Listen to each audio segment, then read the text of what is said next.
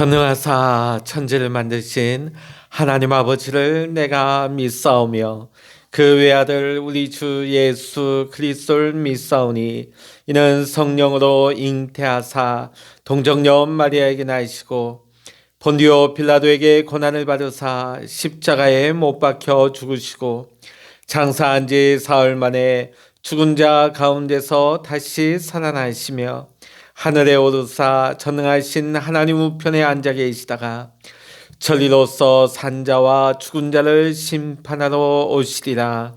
성령을 믿사오며 거룩한 공예와 성도가 서로 교통하는 것과 죄를 사하여 주시는 것과 몸이 다시 사는 것과 영원히 사는 것을 믿사옵나이다. 아멘. 찬송가 488장입니다. 찬송가 488장입니다. 이 몸의 소망 무언가 우리 주 예수뿐이세. 우리 주 예수밖에는 믿으리야 주 없도다. 주 나의 반석이시니 그 위에 내가 서리라. 그 위에 내가 서리라. 무섭게 바람 부는 밤 물결이 높이 설렐 때 우리 주 크신 은혜에 소망의 낯을 주리라. 주 나의 반석이시니 그 위에 내가 서리라. 그 위에 내가 서리라. 세상에 믿던 모든 것 끊어질 그날 되어도 그 주의 언약 믿사와 내 소망 더욱 크리라. 주 나의 반석이시니 그 위에 내가 서리라. 그 위에 내가 서리라. 바라던 천국 올라가 하나님 앞에 배울 때 구주의 흐를 입입어 어여치 바로 서리라. 주 나의 반석이시니 그 위에 내가 서리라. 그 위에 내가 서리라. 아멘. 이 시간 우리에게 주시는 하나님의 말씀 구약 잠언 23장입니다. 잠언 23장 1절로부터 우리 마지막 절 35절까지 함께 보시도록 하겠습니다. 잠언 23장입니다. 내가 관원과 함께 앉아 음식을 먹게 되거든 상가 내 앞에 있는 자가 누구인지를 생각하며 내가 만일 음식을 탐하는 자이거든 내 목에 칼을 둘 것이니라. 그의 마시는 음식을 탐하지 말라. 그것은 속이는 음식이니라. 부자 되게 쓰지 말고 내 사사로운 지혜를 버릴지어다.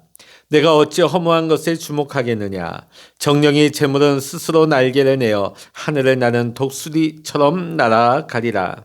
악한 눈이 있는 자의 음식을 먹지 말며 그의 마시는 음식을 탐하지 말지어다. 대저 그 마음의 생각이 어떠하면 그 위인도 그러한즉 그가 내게 먹고 마시라 할지라도 그의 마음은 너와 함께 하지 아니함이라. 내가 조금 먹은 것도 토하겠고 내 아름다운 말도 헛된 대로 돌아가리라. 미련한 자의 귀에 말하지 말지니 이는 그가 내 지혜로운 말을 업신여길 것임이니라. 옛 지게석을 옮기지 말며 고아들의 밭을 침범하지 말지어다. 대적 그들의 구속자는 강하시니 그가 너를 대적하여 그들의 원한을 풀어주시리라. 훈계에 착심하며 지식의 말씀에 귀를 기울이라. 아이를 훈계하지 아니하려고 하지 말라. 채찍으로 그를 때릴지라도 그가 죽지 아니하리라. 내가 그를 채찍으로 때리면 그의 영혼을 스올에서 구원하리라. 내 아들아, 만일 내 마음이 지혜로우면 나 곧 내 마음이 즐겁겠고 만일 내 입술이 정직을 말하면 내 속이 유쾌하리라. 내 마음으로 죄인의 형통을 부러워하지 말고 항상 여호와를 경외하라. 정령이 내 장래가 있겠고 내 소망이 끊어지지 아니하리라. 내 아들아, 너는 듣고 지혜를 얻어 내 마음을 바른 길로 인도할지니라. 술을 즐겨 하는 자들과 고기를 탐하는 자들과도 더불어 사귀지 말라. 술 취하고 음식을 탐하는 자는 가난하여 질 것이요 잠자기를 즐겨 하는 자는 헤어진 옷을 입을 것임이니라. 너는 낳은 아비에게 청정하고 내 늙은 어미를 경히 여기지 말지니라. 진리를 사되 팔지도 말며 지혜와 훈계와 명철도 그리할지니라. 의인의 아비는 크게 즐거울 것이요 지혜로운 자식을 낳은 자는 그로 말미암아 즐거울 것이니라. 내 부모를 즐겁게 하며 너를 낳은 어미를 기쁘게 하라. 내 아들아, 내 마음을 내게 주며 내 눈으로 내 길을 즐거워할지어다. 대저 음녀는 깊은 구덩이요 이방 여인은 좁은 함정이라. 참으로 그는 강도같이 매복하며 사람들 중에 사악한 자가 많아지게 하느니라. 재앙이 네게 있느뇨 근심이 네게 있느뇨 분쟁이 네게 있느뇨 원망이 네게 있느뇨 까닭없는 상처가 네게 있느뇨 붉은 눈이 네게 있느뇨 술에 잠긴 자에게 있고 혼합한 술을 구하러 다니는 자에게 있느니라.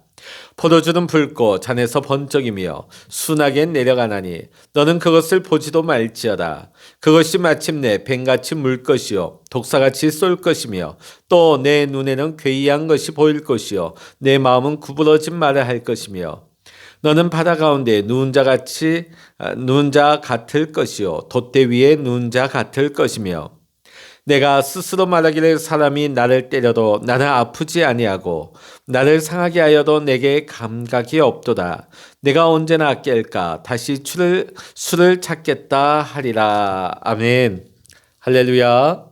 오늘도 함께 기도하시는 우리 모든 믿음의 성도님들과 여러분의 가정과 여러분의 생업의 현장 위에 오늘도 하나님의 크신 은혜와 평강의 축복이 또 특별히 요즘 같은 상황에 하나님의 보호하시는 은혜가 함께 하시기를 주의 이름으로 간절히 축원합니다. 오늘날 우리 사회는 비관주의가 참 팽배한 시대이고 그러한 사회입니다. 요즘 들어서 특히 요즘 2년간 우리가 코로나 이 시간을 지나면서 어떤 백신의 기대치도 우리가 기대했던 거, 우리가 예상했던 것을 벗어나기 시작하면서 근래 들어서는 희망을 이야기하는 사람을 만나보기가 참 힘이 들게 됐습니다. 정치인들의 입에서도 학자들의 입에서도 언론인들 입에서도 심지어는 종교인들의 입에서도 일반 대중들의 입에서도 한결같이 비관적인 이야기를 많이 합니다. 그러나 분명한 것은 이 비관주의로는 결코 이 상황의 문제를 해결할 길이 없다는 것이죠. 이 비관주의는 두려움과 근심과 걱정만을 더하게 할 뿐입니다. 이 비관주의는 사단이 즐겨 사용하는 가장 대표적인 공포 마케팅입니다. 사실 인류가 시작된 이래로 위기론이 없을 때가 언제 있었을까요? 늘 위기였죠. 늘 살기 어려웠고 늘 열악했다는 것을 우리는 잊지 말아야 될 것입니다. 우리는 가끔 그런 생각을 많이 합니다. 아유, 그때는 좋았는데, 그때는 참 행복했는데, 과연 그랬을까요? 우리가 그때로 만일 돌아가서 타임머신을 타고 돌아간다면 그때도 걱정했고 그때도 힘들어했고 그때도 많이 우리는 비관적인 생각을 많이 했을 것입니다. 오늘 세상의 소리들, 세상의 여론, 세상의 이런 분위기를 주도하고 있는 세상의 모든 미디어들은 세상의 문제를 너무나 지나치게 부각시키고 또 그것을 강조합니다. 특히 요즘은 우리가 유튜브 시대 아닙니까? 제목부터가 자극적이에요. 그래야만이 사람들이 조회를 하게 되고 검색을 하게 되고 그래야 자기들의 수익으로 들어가게 되죠. 그래서 유튜브를 보게 되면 온갖 음모론과 파국론이 굉장히 많이 확산되고 있습니다. 그러다 보니까 우리가 그것을 보면서 불안해하고 염려하고 비관적인 그런 생각에 빠지게 되는 것이죠. 이것이 소위 공포 마케팅이에요. 우리는 이 시대에 언론이나 미디어들, 세상의 소리들의 그 공포 마케팅에 넘어가지 않아야 되겠습니다. 왜냐하면 하나님은 절대로 이 악인이 끝까지 형통하는 것을 내버려 두지 않기 때문입니다. 저는 오늘 이 잠언서 23장의 말씀 중에서 특별히 이 아침에 17절과 18절의 말씀을 중점적으로 은혜를 나누고자 합니다. 우리 17절, 18절 같이 읽어봅니다. 내 마음으로 죄인의 형통을 부러워하지 말고 항상 여호와를 경외하라. 정령이 내 장래가 있겠고 내 소망이 끊어지지 아니하리라. 아멘. 오늘 본문 17절에 보면 내 마음으로 죄인의 형통을 부러워하지 말고 항상 여호와를 경외하라고 하셨습니다. 물론 현실에 문제가 없다는 것은 아니지요. 우리가 믿지만 세상에 걱정스러운 일들이 왜 없습니까? 한두 가지가 아닙니다. 그럼에도 불구하고 지금 우리에게 진짜 필요한 것은 어떤 음모론이나 어떤 파국론이나 어떤 비관주의가 아니라 소망입니다. 지금 이 땅 위에 필요한 것은 더욱이 우리에게 믿는 자들에게 필요한 것은 소망인 것입니다. 우리가 시편 73편을 보게 되면 73편의 저자는 아삽이라고 하는 시인의 시가 됩니다. 아삽은 성전에서 찬송을 인도하는 사람이었습니다. 그러한 그도 자신의 삶에 의욕 상실증에 빠질 때가 있었습니다. 왜 삶의 의욕이 상실되었냐? 그 이유를 보니까 악인들은 너무나 잘 나가요. 악인들이 득세를 하고 악인들이 승승장구하는 반면에 하나님을 섬기고 하나님을 예배하는 자신의 모습을 보니까 자신이 하는 일들은 모두가 안 되는 거예요. 막히고 실패하고 상황이 점점 힘들어지다 보니까 아삽은 자신의 삶을 포기하기 직전까지 이르게 되어집니다. 시편 73편 2절부터 3절의 말씀을 제가 잠시 읽어드리겠습니다. 나는 거의 넘어질 뻔하였고 나의 걸음이 미끄러질 뻔하였으니 이는 내가 악인의 형통함을 보고 오만한 자를 질투하였음이로다. 자, 이런 내용이 나옵니다. 하지만 이때의 아삽은 성전으로 나아갑니다. 그 성전에 하나님이 나타나셔서 아삽이 듣지 못한 것을 듣게 하셨고 아삽이 보지 못한 것을 보게 하시고 아삽이 알지 못한 것을 일깨워 주셨습니다. 시편 73편 17절의 말씀, 하나님의 성소에 들어갈 때야 그들의 종말을 내가 깨달았나이다. 뭘 깨달았습니까? 악인들의 종말을 깨닫게 됐다는 것이죠. 이때까지 아삽이 속상했던 것이 뭡니까? 그의 삶을 어떻게 보면 의욕을 상실하게 만든 원인이 무엇입니까? 저 악한 자들은 너무나 잘 나가고 득세하고 승승장구하고 왜 우리 믿음의 사람들은 되지 않을까? 그런데 성소에 들어가서 이 악인의 운명을 하나님께서 분명하게 보여주신 겁니다. 지금은 저들이 잘 나가는 것 같고 저들의 세상인 것 같고 저들이 큰 소리 치는 것 같다 할지라도 그거 아무 소용없는 거다. 하나같이 눈 깜짝할 사이에 파멸되고 만다는 것을 하나님께서는 이 아삽에게 보여주신 것입니다. 그때 이후로 아삽은 모든 것이 달라졌습니다. 아삽의 고민, 번민이 이제는 찬송으로 바뀌었습니다. 소망을 노래하고 감사하는 사람이 되었습니다. 지금 이 현실 가운데서 우리에게 가장 필요한 것은 다름 아닌 소망입니다. 어두운 시대를, 이 힘든 시대를 살아가는 첫 번째 길은 소망의 사람으로 사는 것입니다. 아삽의 시대는 그래도 나은 편이었어요. 성경상에 보면 이스라엘이 가장 어려울 때가 언제였을까요? 나라 다 잃어버리고 포로로 끌려갔을 때, 바벨론 포로 시대였을 것입니다. 그 중에는 다니엘과 그의 세 친구들도 있었습니다. 그들의 눈으로 나라가 망하는 거, 나라를 잃어버리고 또 그들이 비참하게 끌려서 가장 불의하고 우상의 나라 바벨론으로 포로가 되어서 끌려가서 살고 있는 것입니다. 이름도 빼앗겼습니다. 율법도 빼앗겼습니다. 모든 것을 다 빼앗겼습니다. 그리고 하나님을 알지 못하는 사람들 밑에서 그들을 섬기며 살아야 하는 자리에 있어야 했던 것입니다. 그리고 그들이 할 수 있는 것, 이스라엘 백성들이 또 다니엘과 세 친구들이 할 수 있는 것은 아무것도 없었습니다. 그러나 그들에게는 그 바벨론도 빼앗아 갈 수 없는, 끊어버릴 수 없는 소망이 있었습니다. 이 소망이 있었기 때문에 이스라엘 백성들과 또 다니엘과 그 세 친구는 그 열악한 환경 속에서도 놀라운 영적인 영향력을 오히려 발휘할 수가 있었던 것이죠. 바벨론에서도 하나님의 백성으로 살아갈 수가 있었습니다.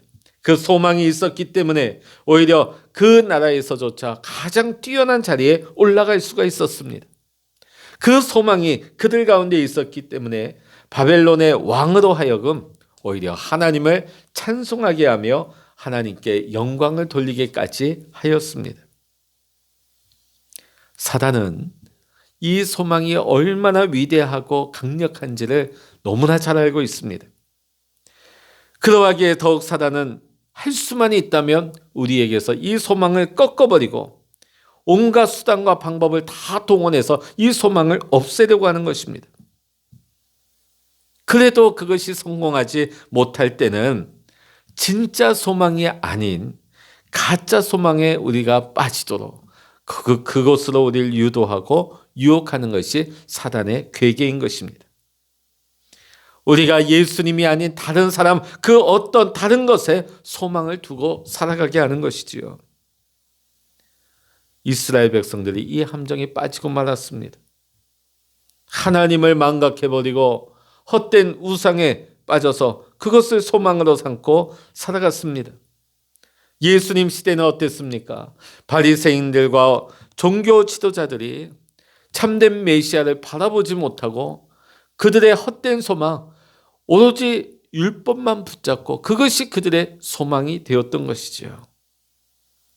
아삽은 소망의 사람이었습니다. 다니엘과 그의 세 친구들도 소망의 사람들이었습니다. 자, 근데 이 소망은 무엇일까요?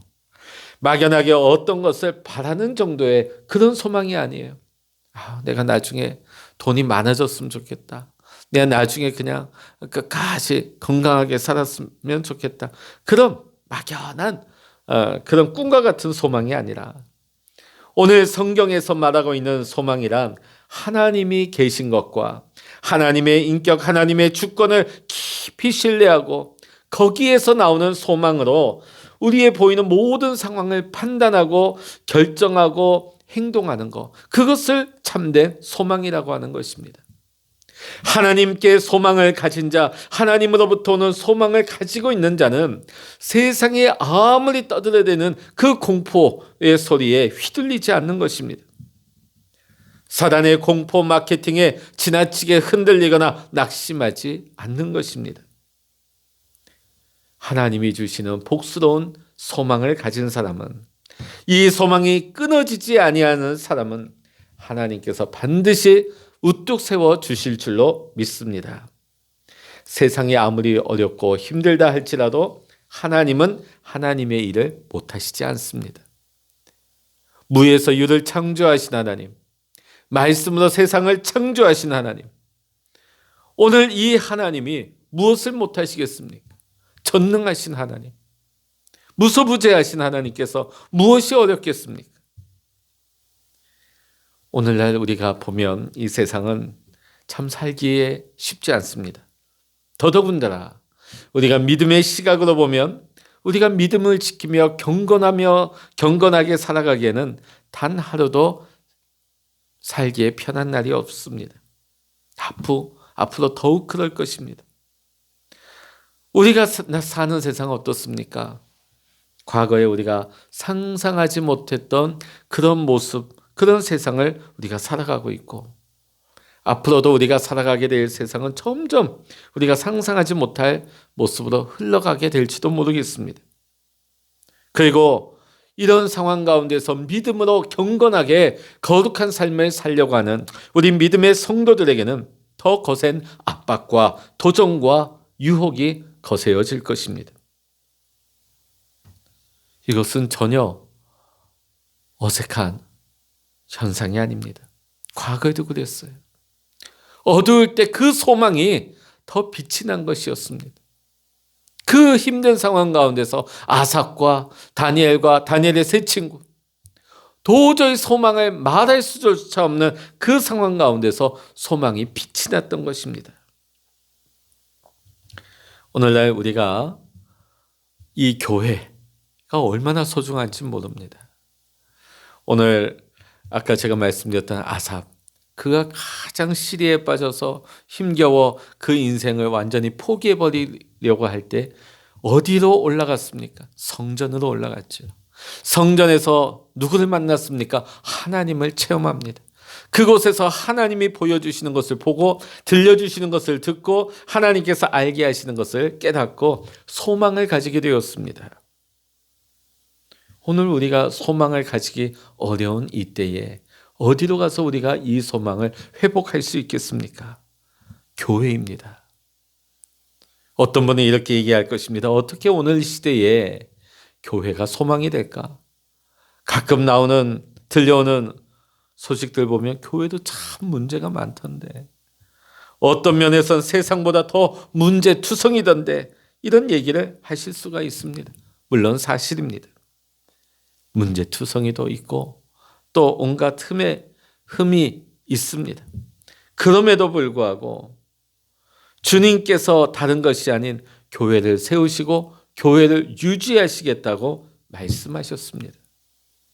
왜냐하면 교회는 진리의 기둥이요 기초이며 사단이 가장 두려워하는 대상이고 하나님의 사람 예수 그리스도의 제자를 세우는 유일무이한 수단이기 때문입니다. 소망 있는 사람을 일으켜 세우는 일을 할 수 있는 것은 이 세상에 그 어디에도 없습니다. 오직 하나님의 성전 교회만이 이 사명을 감당할 수가 있는 것입니다.